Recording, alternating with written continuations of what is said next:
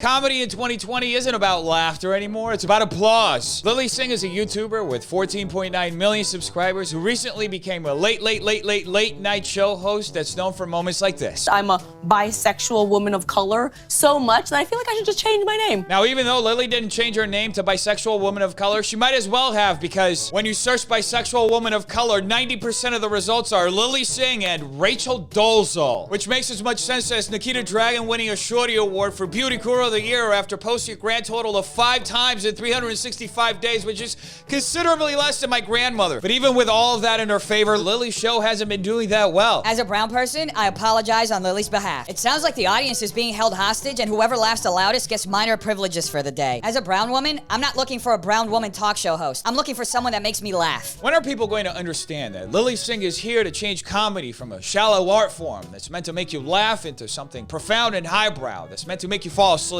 And amid rumors of her late show being canceled by NBC, Lilly has pre-shot so many episodes that she's still managing to put out brand new content on a consistent basis that never addresses the once-in-a-generation pandemic that we're all experiencing, which isn't surreal at all. So let's take a stroll down Lilly Lane and look at some of the greatest moments of her show in the past week in a segment I like to call, now that's what I call cringe.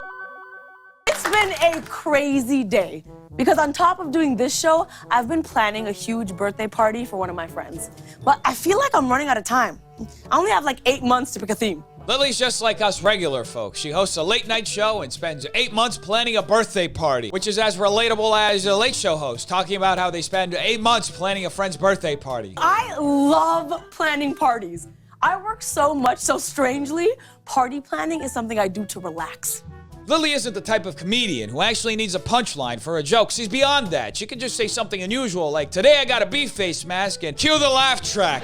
Thank you. Thank you so much. Thank you. I don't deserve it. Thank you. You're a great audience. Yes, I'll be here all week. Parties are cool, but also if you think about it, kind of strange.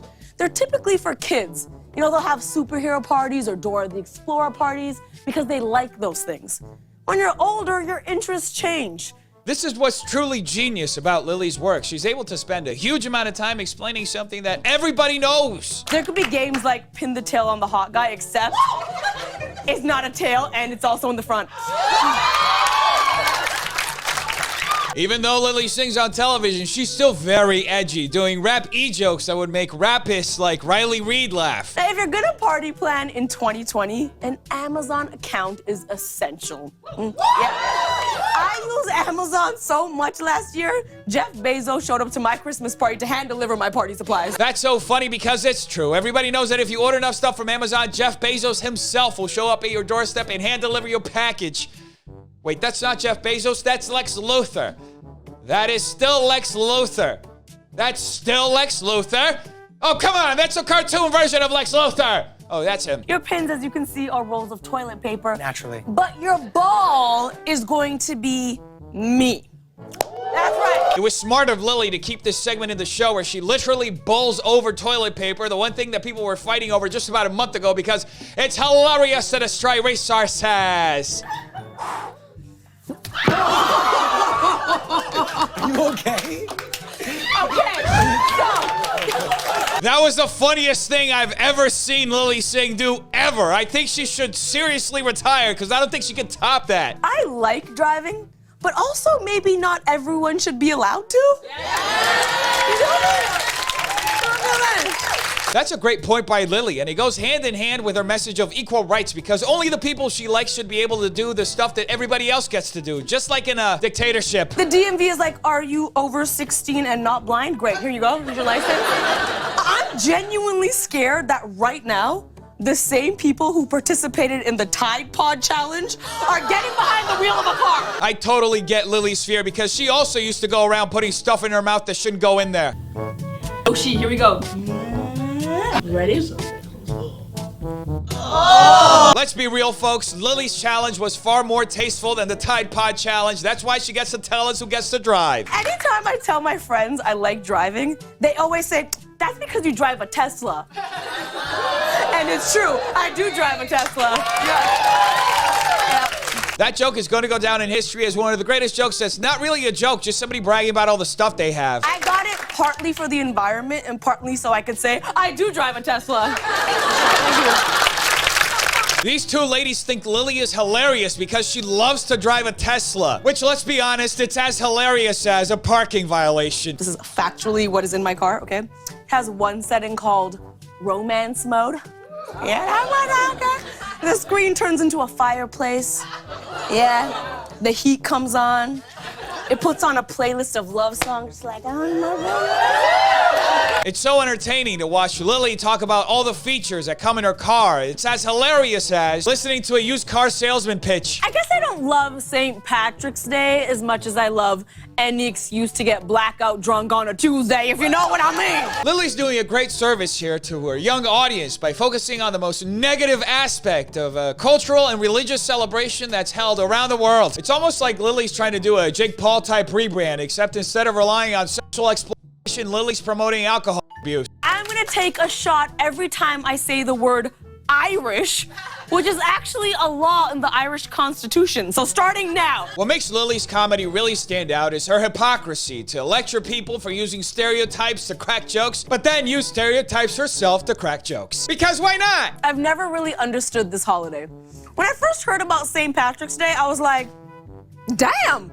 Lucky Charms is really stepping up its marketing budget, y'all. It's great to watch Lilly break out of her shell and show her true colors as she expresses her lack of knowledge about one of America's most popular cultural and religious celebrations, while at the same time reducing it into an opportunity to get blackout drunk. It's like watching that cringy friend to a Cinco de Mayo party. One thing I don't like are those "Kiss Me, I'm Irish" shirts.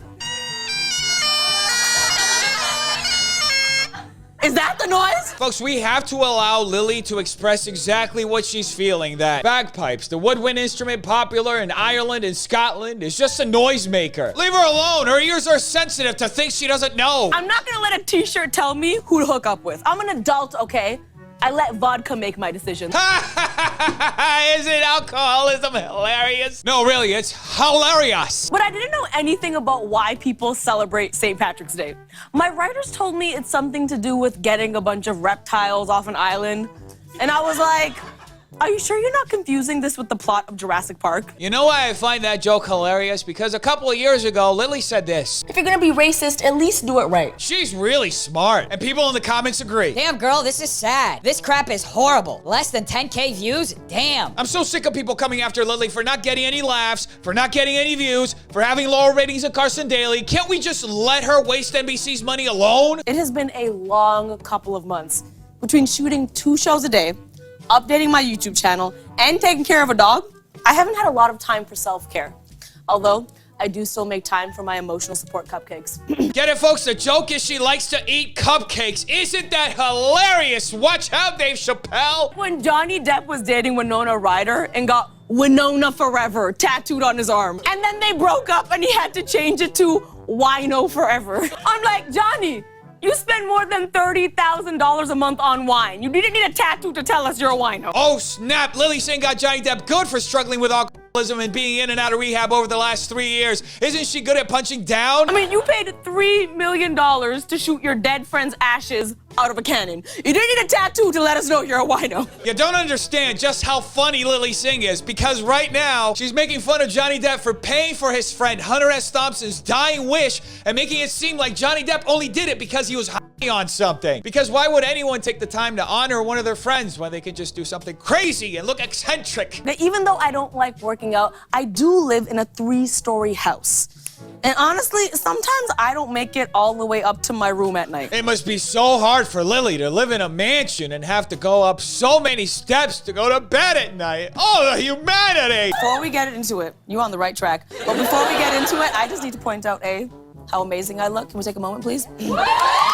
These jokes, I've never heard anything so funny and self-indulgent. Oh, by the way, I saw this the other day. Watch this, cause I know the bad girl pull up. Small skinny thing, show the man them what up. Make it top down, take your belly full up. No matter your size, let me see you turn up. What an amazing song that got so much love. This sounds a lot like cultural appropriation for someone who's supposedly so woke. This was disturbing. Please delete this. I think I'm kind of brain dead. Anyway, Defenders, make sure you like and subscribe for more videos like this. If you like, will be another super cringy video that Lilly puts out. Make sure you tell me in the comments down below what you think. I want to know. Check out these videos right here. They are good too. Make sure you're still washing your hands, not touching your face, and staying away from stupid people. I love all of you defenders. Have an amazing day. Peace.